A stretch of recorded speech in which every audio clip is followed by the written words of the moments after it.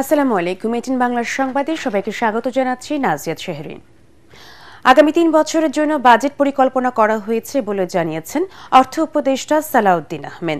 রাজধানীর ওসমানী স্মৃতি মিলনায়তনে বাজেট পরবর্তী সংবাদ সম্মেলনে কিছুটা গতানুগতিক বাজেট হয়েছে স্বীকার করে অর্থ উপদেষ্টা বলেন, দেশের এক চ্যালেঞ্জিং পরিস্থিতিতে এবারে বাজেট প্রণয়ন করা হয়েছে, তাই বিপ্লবী বাজেট দেওয়ার সুযোগ নেই। তিনি আরও বলেন, দেশের ভঙ্গুর অর্থনীতি স্থিতিশীল হচ্ছে, প্রতিকূল পরিস্থিতি কাটিয়ে শুরু হয়েছে অর্থনীতির অগ্রযাত্রা।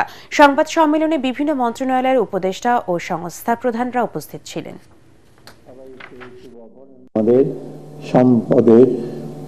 সম্পদ সীমিত, কিন্তু চাহিদা অনেক। আর সবচেয়ে বেশি চ্যালেঞ্জ ছিল আমাদের অর্থনৈতিক অবস্থাগুলো, ব্যাংকের অবস্থা, পুঁজিবাজারের অবস্থা এবং অন্যান্য ক্ষেত্রে আইন শৃঙ্খলার অবস্থা ছিল, রাজনীতির ব্যাপারে ছিল, সব করে একটা বিশৃঙ্খলা ছিল। আর সবচেয়ে বড় চ্যালেঞ্জগুলো, প্রতিষ্ঠানগুলো কিন্তু অনেকগুলো নষ্ট হয়ে গেছে বা নষ্ট করে দেওয়া হয়েছে। এর ভেতরেই কিন্তু আমাদেরকে কাজ করতে হয়েছে, সেটা সবচেয়ে বড় চ্যালেঞ্জ। 2025-26 অর্থ বছরের প্রস্তাবিত বাজেটে মধ্যম আয়ের মানুষের উপর করের বোঝা বাড়বে, যা কর বৈষম্য আরও বাড়াবে বলে জানিয়েছেন centre for policy dialogue CPD. একই সাথে মূল্যস্ফীতি কাঙ্ক্ষিত হারে কমানোকে চ্যালেঞ্জ ও উচ্চাকাঙ্ক্ষী বলেও মনে করে সংস্থাটি। রাজস্ব আহরণ না বাড়ালে বাজেট বাস্তবায়ন সম্ভব না বলে জানিয়েছে সিপিডির অর্থনীতিবিদরা। জাতীয় বাজেট নিয়ে সিপিডির পর্যালোচনায় এসব কথা জানানো হয়। একটা গুণমানের প্রশ্ন থাকে সেটা এই যে জুলাই আন্দোলন হলো, সেটা তো বৈষম্যহীন আন্দোলন হয়েছিল, বৈষম্যহীন সমাজের জন্য। এবং ইনফ্যাক্ট এই যে বাজেটের প্রত্যয়টাও কিন্তু বলা হচ্ছে যে বৈষম্যহীন সমাজ প্রতিষ্ঠা করার, সেটার সাথে চরমভাবে সাংঘর্ষিক। সিপিডি বরাবরই বলে এসেছে যে অপ্রদর্শিত অর্থ, অর্থাৎ যেটাকে আমরা কালো টাকা বলে থাকি, কালো টাকাকে বৈধকরণের যে প্রস্তাব, সেটা অনুৎসাহ হিসাবে কাজ করে এবং তাদের যে নৈতিকতার উপরে একটা আঘাত হিসাবে আমরা মনে করি, এবং এটা আমরা প্রস্তাব করছি যে এটা যাতে উইথড্র করা হয়। নিজের গুমের অভিযোগ আন্তর্জাতিক অপরাধ ট্রাইব্যুনালে জমা দিলেন বিএনপির স্থায়ী কমিটির সদস্য সালাউদ্দিন আহমেদ। এতে প্রধান অভিযুক্ত করা হয়েছে সাবেক প্রধানমন্ত্রী শেখ হাসিনাকে। এর আগে গত 15 অক্টোবর তিনি গুম সংক্রান্ত কমিশনেও নিজের গুমের অভিযোগ জমা দেন।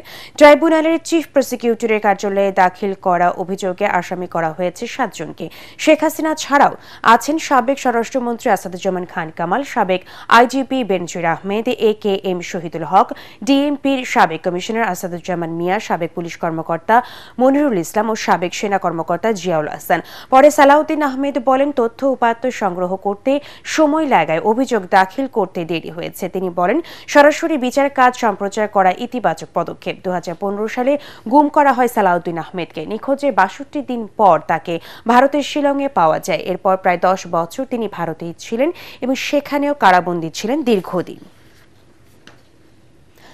ডিসেম্বর যথেষ্ট দেরি হয়ে যায়, এর আগেও নির্বাচন আয়োজন সম্ভব। ডিসেম্বরের পরে নির্বাচনের কোনো যৌক্তিক কারণ নেই বলে মন্তব্য করেছেন বিএনপির স্থায়ী কমিটির সদস্য সালাউদ্দিন আহমেদ।